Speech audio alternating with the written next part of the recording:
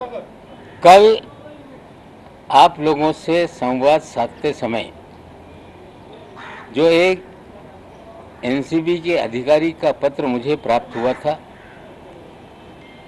हमने वो पत्र अपने कवरिंग लेटर के साथ डीजी एनसीबी को भेजा है। पहले कहा गया कि उसकी भी हम दखल लेंगे और शाम होते होते ये कह दिया गया कि जो सीवीसी की गाइडलाइन है, कोई भी कंप्लेंट जिस पे कोई दस्तखत और नाम ना हो उसको दखल ना लिया जाए, ये हम भी जानते हैं। लेकिन जिस तरह के आरोप उस पत्र में हैं, जिस तरह की चीज़ें चल रही हैं, अगर उसको नज़रअंदाज किया जा रहा है तो हमें लगता है कि पूरे इंस्टीट्यूशन पे सवाल खड़ा होने जा रहा है। निश्चित रूप से जांच के लिए टीम आई है, जांच शुरू की गई है, पंच को बुलाया गया है। एनसीबी हमेशा कहती रही कि हमारा पूरा इलेक्ट्रॉनिक्स एविडेंस पे ही हम जांच करते हैं। जिस तरह से प्रभाकर साली ने सारी घटनाक्रम को एफिडेविट द्वारा, वीडियो द्वारा उल्लेखित किया है, मैं मांग करता हूं जो आई है विजिलेंस कमेटी, वो समीर वानखेड़े जी का, केपी गोसावी का और प्रभाकर का, और एक किरदार और इसमें है जो समीर वानखेड़े जी का ड्राइवर है, पुलिसिया है, मानी। इन सब का सीडीआर निकाल लीजिए। जो गाड़ी का इस्तेमाल हुआ है 50 लाख उठाने में, गोसावी के घर पहुंचाने में, दोबारा गाड़ी शहर में आई, फिर गाड़ी वापस गई, फिर पैसे से भरा बैग उठाया गया, फिर सैम डिसूजा को वापस दिया गया। हमें लगता है कि अगर इलेक्ट्रॉनिक जांच होगी तो बयान जुटाने की जरूरत नहीं, सारी चीजें सामने आ जाएगी। मैं अभी शंका उस पर जाहिर नहीं कर रहा हूं। हो सकता है इतनी बड़ी देश की एजेंसी है, हमसे भी 4 कदम आगे वे काम करते होंगे, और आशा करते हैं जिसकी तरफ मैं इशारा कर रहा हूं उस विषय को भी लेके थोड़ा सा खंगालेंगे। और एक आज और सवाल खड़ा कर रहा हूं कि एक एफआईआर दर्ज है जिसको लगभग 1 साल की मुद्दत हो गई, उसमें आज तक एक भी गिरफ्तारी नहीं हुई है। लेकिन उसी एफआईआर के तहत दीपिका पादुकोण को बुलाया गया, चार्ट के आधार पर बुलाया गया था, गिरफ्तारी नहीं हुई। सारा अली खान को बुलाया गया, गिरफ्तारी नहीं हुई। श्रद्धा कपूर को बुलाया गया, गिरफ्तारी नहीं हुई। अगर ये झूठ है तो मैं उन्हें ये भी कहना चाहता हूं कि सारे उस समय के मीडिया के चैनल को देख लें। जब जब कोई अभिनेता अभिनेत्री आती थी, पूरा देश का मीडिया फोकस लगा के बैठे रहता था। वो सारे लोग जिनको बुलाया गया उनकी गिरफ्तारी नहीं हुई है, उसकी गहराई में जाइए। मैं ये भी कहता हूं कि मालदीव के दौरे को देखिए, उस समय कौन से अभिनेता अभिनेत्री मालदीव में थी। तो जो उगाही का खेल है वो खुलकर सामने आ जाएगा। जांच शुरू है। ये कहा जा रहा है कि क्रूज की जांच को भटकाने के लिए नवाब मलिक पिछले 20-22 दिन से अलग अलग तरीके से चीज़ों को सामने ला रहा है। मेरा काम है जो गलत चीज़ें हैं, अगर कोई आँख पे पट्टी बांध ले तो उसकी आँख की पट्टी खोलना ये मेरा फ़र्ज़ है। मैं और एक बात बता रहा हूँ, जो जांच के लिए लोग आए, क्रूज की पार्टी फैशन टीवी ने आयोजित किया था। बिना किसी महाराष्ट्र सरकार की जानकारी के बिना कोविड प्रोटोकॉल होने के बावजूद कोई भी क्लियरेंस महाराष्ट्र पुलिस से, महाराष्ट्र के गृह विभाग से किसी भी तरह से कुछ नहीं लिया गया। सीधे डायरेक्टर शिपिंग से परमिशन लेके इसे परमिट किया गया। उस जहाज की क्रूज पार्टी में टारगेटेड लोगों की तस्वीरें देकर उन्हें ट्रैप किया गया। लेकिन मेरी जानकारी है कि एक अंतर्राष्ट्रीय ड्रग माफिया उस पार्टी में था। उसकी एक माशूका भी है जो बंदूक के साथ थी, जो उस डांस में नाचते हुए नजर आया है। वो दाढ़ी वाला है। वो दाढ़ी वाला कौन है, सारे एनसीबी के लोग जानते हैं। कुछ मुझे लोग जानकारी दे रहे हैं कभी वो तिहाड़ जेल में भी था। कुछ लोग मुझे जानकारी दे रहे हैं कि वो राजस्थान की जेल में भी था। ये दाढ़ी वाला कौन है, एनसीबी उसकी तरफ भी ध्यान दे।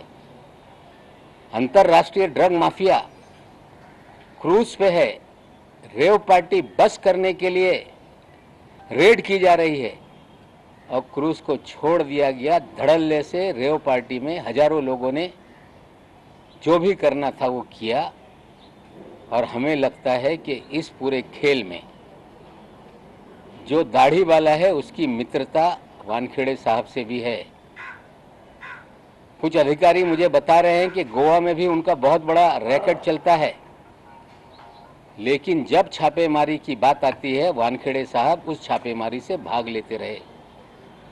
मैं जो लोग आए हैं जांच करने के लिए, मैं सार्वजनिक रूप से उन्हें कहता हूं कि आप क्रूज की सीसीटीवी मंगाइए, हर कमरे का सीसीटीवी, सारे डांस की सीसीटीवी, और जैसे खंगालेंगे दुनिया का एक बहुत बड़ा ड्रग माफिया उस पार्टी में था।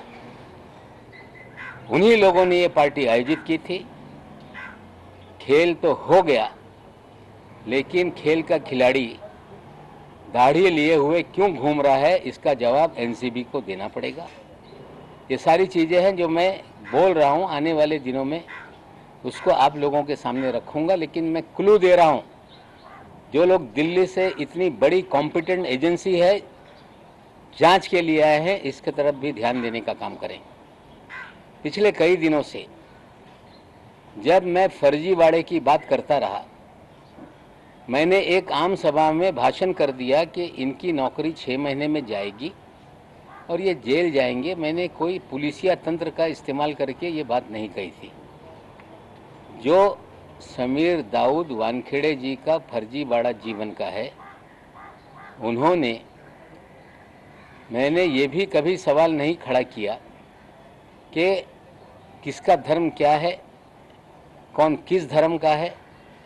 मेरा सवाल इतना ही है कि समीर दाऊद वानखेड़े ने फर्जी दस्तावेज के आधार पर शेड्यूल कास्ट का सर्टिफिकेट बनवाया और उस सर्टिफिकेट के आधार पर कंपटीशन में बैठे, आईआरएस का पद हासिल किया और देश में एक होनहार दलित शायद किसी गांव में गरीबी में पढ़कर आगे जाना चाहता होगा या किसी शहर में झोपड़ी में रहकर उसने तैयारी की होगी, ऐसे एक होनहार दलित का अधिकार छीना गया। ये विषय हमारा ये है।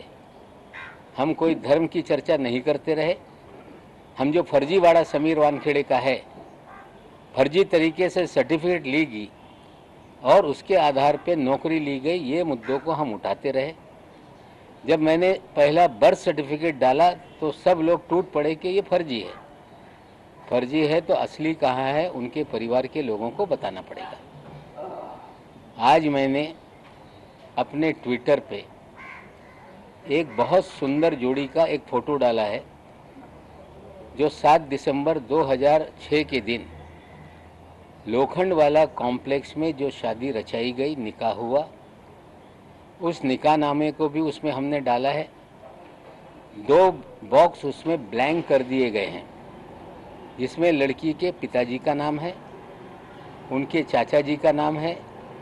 वो ब्लैंक एड्रेस इसलिए रखा गया है कि उनको बड़े पैमाने पे धमकाया जा रहा है। उनके साथ भी बहुत कुछ चीज़ें हो रही हैं, इसलिए हमने वो 2 चीज़ें ब्लैंक रखी है।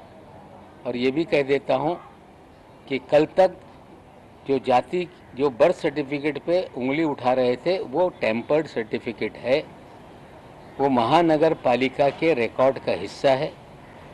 ऑनलाइन सबकी बर्थ सर्टिफिकेट नज़र आती है, समीर दाऊद वानखेड़े की सर्टिफिकेट नज़र नहीं आती। हमने वो रजिस्टर में 1.5 महीने तक खोज करने के बाद स्कैन करके कंप्यूटर में है, वहाँ से हमने स्नैपशॉट निकाला है।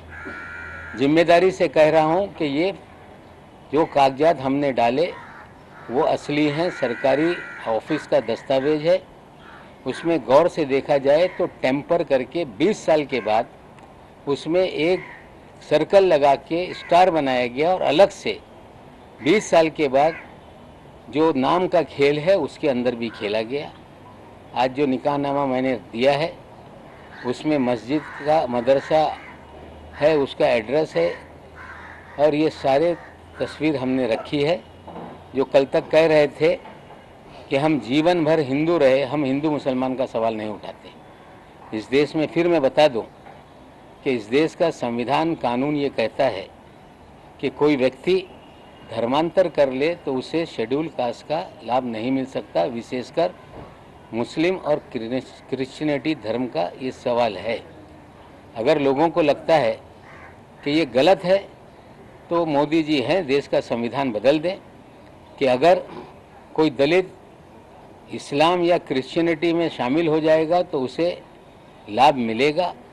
अगर यही तरीका है तो मैं भी कल दावा करूंगा कि मेरे पुरखे या मेरे जैसे इस देश में रहने वाले करोड़ों लोग, जो संघ परिवार ये दावा करता रहा, मोहन भागवत जी ये कहते रहे कि सबके पुरखे एक हैं। हाँ, हमारे पुरखे इस देश में शूद्र थे। अगर हम फिर क्लेम कर दें कि हम भी शेड्यूल कास्ट हैं तो क्या इस देश के 15 करोड़ मुसलमानों को ये लाभ मिलेगा? सवाल ये है। फर्जीवाड़ा करके एक गरीब के अधिकारों का हनन किया गया, फर्जी तरीके से नौकरी हासिल की गई। निश्चित रूप से सारे दस्तावेज जुटाए गए हैं। दलित संगठन मेरे पास आ रहे हैं, चीज़ें मांग रहे हैं, हम उनको देंगे। और जो जात प्रताड़नी समिति कहा जाता है, इंग्लिश में स्क्रूटनी कमेटी है, वैलिडिटी कमेटी, उसमें ये कंप्लेंट दर्ज होगी। बाकायदा वानखेड़े साहब को भी नोटिस जाएगी, कंप्लेंट करने वालों को भी सुना जाएगा, सरकारी कार्यालय के दस्तावेज खंगाले जाएंगे और हमें उम्मीद है कि ये फर्जी दाखला साबित होगा और उसके आधार पर निश्चित रूप से जो कानून में प्रावधान है उनकी नौकरी जाएगी। उसी कानून में लिखा है कि इस तरह से फर्जी कोई दस्तावेज के आधार पर अगर कोई सर्टिफिकेट बना लेता है तो उसे 2 साल से 7 साल की सज़ा का प्रावधान उस कानून में है। आप कह रहे हैं कि बहुत से लोग आपको अप्रोच हो रहे हैं कास्ट सर्टिफिकेट को लेकर, लेकिन आप पे बार बार यही इल्ज़ाम लगाया जा रहा है कि नवाब मलिक हिंदू मुस्लिम कर रहे हैं और कहीं ना कहीं बदनाम करने की कोशिश कर रहे हैं। देखिए, मैं दस्तावेज के आधार पर कह रहा हूँ, अगर वो जिस भी धर्म में हो, राइट टू रिलीजन ये फंडामेंटल राइट है। हर व्यक्ति अपने तरीके से किसी भी धर्म को स्वीकार सकता है, जब चाहे धर्म बदल सकता है। हर दिन नया धर्म बदल ले, उस पर मेरी आपत्ति नहीं है। लेकिन देश का कानून कहता है कि कोई व्यक्ति जो शेड्यूल कास्ट को बिलोंग करता हो, एक बार उसने अपना धर्म परिवर्तन कर लिया तो उसे शेड्यूल कास्ट का जो भी फ़ायदा है वो नहीं मिलता।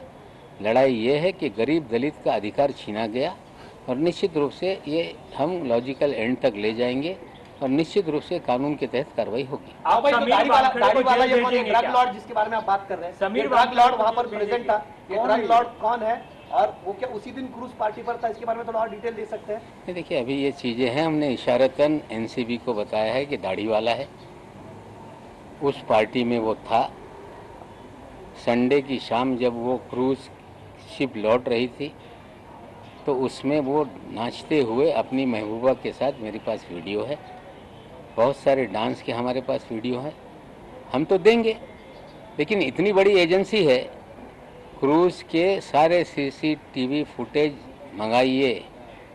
जानबूझ के पार्टी कराई गई, पार्टी कराने में भी लोगों का हाथ था।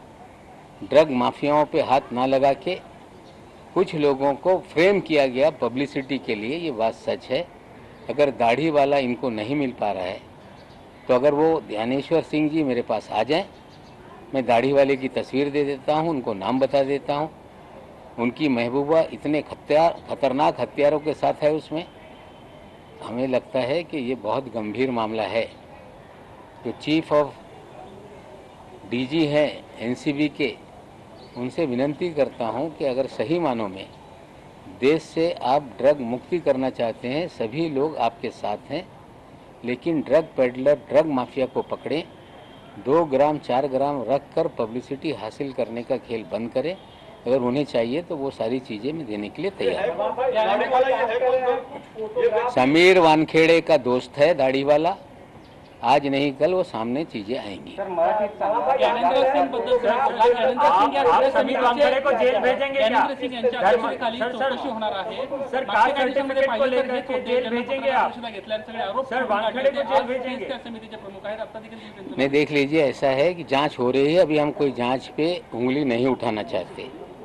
हमने तो कहा है कि इलेक्ट्रॉनिक एविडेंस से जांच हो, लेकिन कॉर्डेलिया क्रूज का भी सीसीटीवी मंगा ले।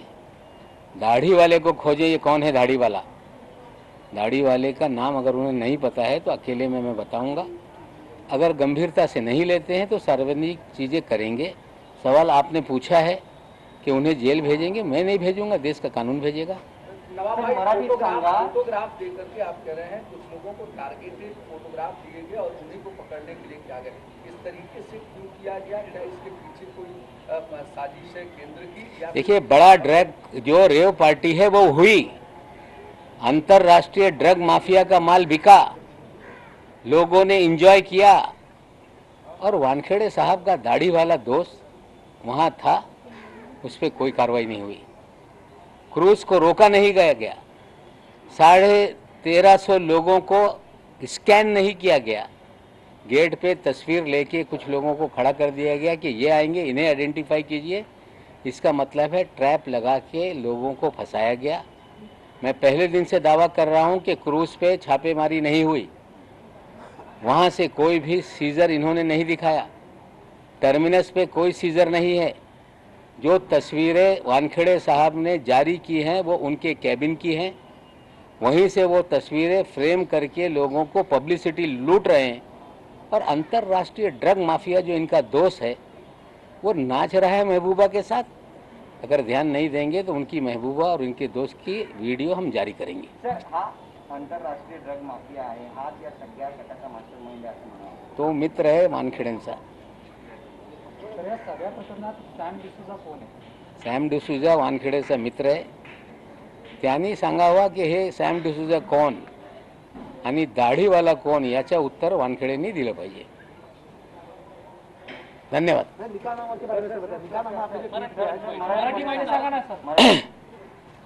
ज्या पद्धतीने या सर्व प्रकरणामध्ये माझ्याकडे एक अधिकाऱ्यांनी नाव न लिहिता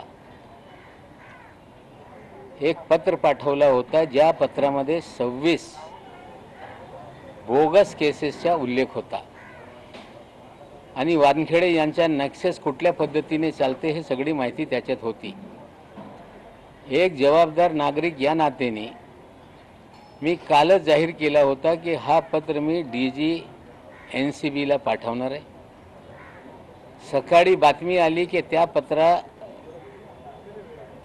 त्यांना पोचलेलं आहे, त्याची ते दखल घेणार आहे आणि संध्याकाळी सांगण्यात आला की हे CBCच्या जे गाईडलाईन आहे त्या गाईडलाईनच्या आधारावर याची आम्ही दखल घेणार नाही। हे पण मला पण माहिती आहे, दखल घेता येत नाही, पण शंका निर्माण झाली। एक शंका निर्माण झाली तर साधारण नागरिकचा तुम्ही झडती घेताय, तलाशी घेताय। या पत्रामध्ये प्रश्न निर्माण झाल्यानंतर त्याची चौकशी करणं हे गरजेचं आहे। माझं एकच म्हणणं आहे की आता CBCची ह्या ज्या गाईडलाईन आहे त्याचा आधार घेऊन त्याला दुर्लक्षित करू नये. ज्या पद्धतीने प्रभाकर साहिल याच्या ॲफिडेव्हिटच्या आधारावर काही इन्क्वायरीसाठी दिल्लीहून लोक आलेली आहे, त्यांना संबंध देऊन बोलवण्यात आलेलं आहे. निश्चित रूपाने त्याचा ते जाब देईल. पण ॲफिडेव्हिटमध्ये जे सगळे पुरावे किंवा घटनाक्रम हे सगळा उल्लेख करण्यात आलेला आहे. NCB नेहमी दावा करते की इलेक्ट्रॉनिक पद्धतीने आम्ही हे तपास करतोय. मग तुम्ही या सर्वांचे समीर वानखेडे, KP गोसावी, साली व इतर जी नावं आहेत त्या सगळ्यांचे CDR काढा, CCTV फुटेज काढा. याच्यात एक गाडीमध्ये 50 लाख रुपये उचलून घेऊन गेले असा पण उल्लेख आहे. गोसावीच्या नवी मुंबईच्या घरात हे डिलिव्हरी करण्यात आला. पुन्हा त्याला बोलून पैसे परत देण्यासाठी गाडी पुन्हा गेली, परत पैसे घेऊन ट्रायडनच्या समोर गेली. तिथे सॅम डिसोजाच्या नावाच्या एक व्यक्तीने त्याला रिसीव्ह केला. जर आपण इलेक्ट्रॉनिक पद्धतीने गेलं तर हे जे काय परिस्थिती आहे ते स्पष्टपणे समोर येईल. पण मी जे लोक मुंबईत आलेले आहे या प्रकरणाची चौकशी करण्यासाठी मी त्यांना सांगू इच्छितो की कॉर्डेलिया क्रूजवर त्या दिवशी रेव पार्टी झालेली आहे. त्या पार्टीमध्ये एक आंतरराष्ट्रीय ड्रग माफिया फॉरेन नॅशनल होता, तो दाढीवाला आहे.